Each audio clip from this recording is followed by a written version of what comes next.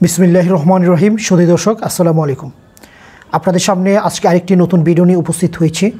আজকের ভিডিওতে দেখাবো আমাদের ন্যাশনাল আইডি কার্ড অর্থাৎ এনআইডি কার্ড দিয়ে কীভাবে আমরা স্মার্ট কার্ডের নাম্বার বের করতে পারি সেই বিষয়টি আজকের ভিডিওতে দেখাতে যাচ্ছি। তাহলে সঙ্গে থাকবেন। মূল ভিডিওতে যাওয়ার আগে যারা এখন আমার চ্যানেলটি সাবস্ক্রাইব করে নাই, প্লিজ সাবস্ক্রাইব মাই চ্যানেল এবং পাশে থাকা বেল আইকনটি অবশ্যই বাজিয়ে দেবেন। তাহলে আপনি আমার প্রতিদিনের ভিডিওর আপডেট নোটিফিকেশন সবার আগে পেয়ে যাবেন। আর যারা already subscriber, thank you so much. তাহলে চলুন শুরু করি আজকের এই নতুন ভিডিওটি। প্রথমে আমরা চলে যাব আমাদের কম্পিউটার স্ক্রিনে। এখান থেকে আমরা যে কোনো একটি ব্রাউজার ওপেন করে নিতে পারি।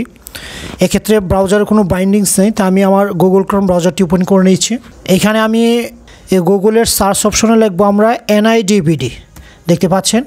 দেওয়ার পরে কিন্তু এসে গেছে, তা আমরা কিবোর্ড থেকে এন্টার প্রেস করে দিব। এটার মূল লিঙ্কটি হলো services.nidw.gov.bd। তে আপনারা এই অ্যাড্রেসটি আমার ভিডিও ডেসক্রিপশনের মাঝে লিঙ্কটি পেয়ে যাবেন।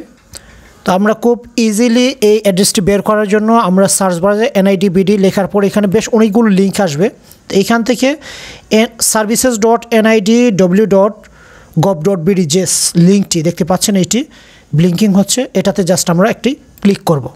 ক্লিক করার পর আমরা নির্বাচন কমিশনের যে ওয়েবসাইট সেটাতে আমরা এসে গেছি। তো এখান থেকে আমরা এখন যে বিষয়টি দেখাবো সেটা হলো যে আমার একটি 17 ডিজিটের ভোটার আইডি কার্ড আছে। এই ভোটার আইডি কার্ড থেকে আমরা কিভাবে আমার স্মার্ট নাম্বারটা বের করব সেই বিষয়টি দেখাবো। এই জন্য আমরা ভোটার তথ্য নামে একটি অপশন আসছে, দেখতে পাচ্ছেন। এই ভোটার তথ্যতে আমরা ক্লিক করব। ক্লিক করার পরে এই যে একটি অপশন আসছে ভোটার তথ্য, এখানে আপনার জাতীয় পরিচয়পত্র নাম্বারটি দিবেন, কিংবা আপনার যদি ফর্ম নাম্বার থাকে সেটা দিলেও হবে। তারপর ভোটারের জন্ম তারিখ, দিন, মাস, বছর দিয়ে নিচে একটি ক্যাপচা আছে অস্পষ্ট, এটা আমরা এখানে এন্ট্রি দিব। দেওয়ার পরে ভোটার তথ্য দেখুন, এখানে ক্লিক করে দেব। তো এখানে আমার জাতীয় পরিচয়পত্র নাম্বার অর্থাৎ আমার 17 ডিজিটের যে নাম্বারটি আছে সেটি আমি প্রবেশ করাচ্ছি। তো এক্ষেত্রে একটি জিনিস খেয়াল রাখতে হবে, অবশ্যই আপনার জন্মের সালটা প্রথমে দিয়ে নিতে হবে। তো আমি প্রথমে জন্মের সালটা দিচ্ছি। তো আমার জাতীয় পরিচয়পত্র নাম্বার দেওয়া শেষ। প্রথম যে 4টি ডিজিট সেটা কিন্তু আপনার জাতীয় পরিচয়পত্রের সাথে, জাতীয় পরিচয়পত্র নাম্বারের সাথে থাকবে না। এটা আপনার যে জন্মের যে সালটা সেই সালটা আলাদা থাকবে, সেটা আপনি জাতীয় পরিচয়পত্র নাম্বারের প্রথমেই বসিয়ে দিবেন।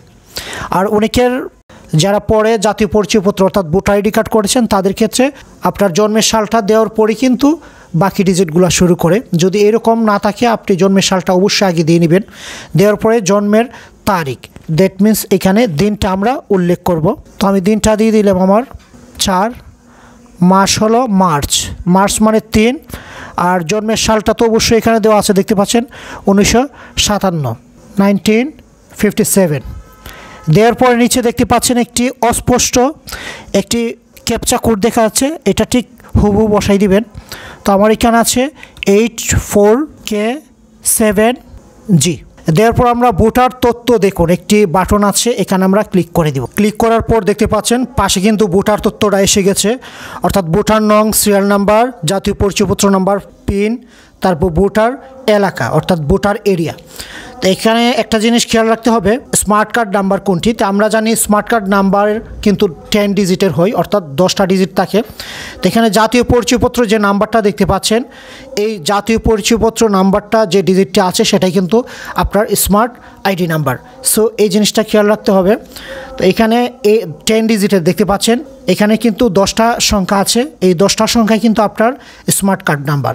তা আমরা ইজিলি এরকমভাবে কিন্তু আপনার ভোটার আইডি কার্ড নাম্বার দিয়ে আপনার স্মার্ট কার্ড নাম্বার বের করতে পারবেন। ভিডিওটি যদি ছোট হয়, আশা করি ভিডিওটি আপনার উপকারে আসবে। যদি ভিডিওটি সামান্যতম উপকারে আসে তাহলে অবশ্যই চ্যানেলটি সাবস্ক্রাইব করে সঙ্গে থাকবেন। আবারও কথা হবে নতুন কোনো ভিডিও নিয়ে, ততক্ষণ পর্যন্ত ভালো থাকবেন। আজকে এখানে শেষ করছি। আল্লাহ হাফেজ।